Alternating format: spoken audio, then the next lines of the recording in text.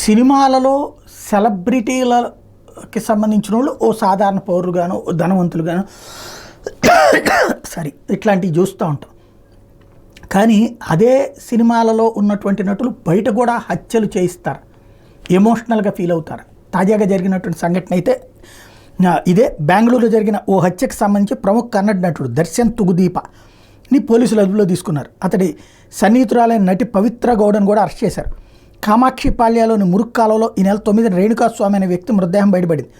పోలీసులు CCTV footage ఆధారంగా 11 మందిని అదుపులో తీసుకున్నారు. విచారణలో వాళ్ళు వెల్లడించిన సమాచారం ఆధారంగా మంగళవారం మైసూరు హోటల్లో ఉన్న దర్శన్ని, ఆ తర్వాత పవిత్రను అరెస్ట్ చేశారు. చిత్రదుర్గ జిల్లా కేంద్రానికి చెందిన స్వామి ఓ ఫార్మా కంపెనీలో ఉద్యోగి.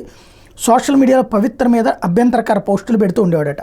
ఈ నేపథ్యంలో సుపారీ ఇచ్చి ఈ మర్డర్ దర్శన్ చేయించాడన్నటువంటి విషయం బయటపడింది. ఆ పట్టుబడినటువంటి వాళ్ళు దర్శన్ డబ్బులు ఇవ్వడంతోనే ఆ పని చేశామని చెప్పడంతో ఇప్పుడు దర్శన్ని పవిత్రాన్ని అరెస్ట్ చేశారు.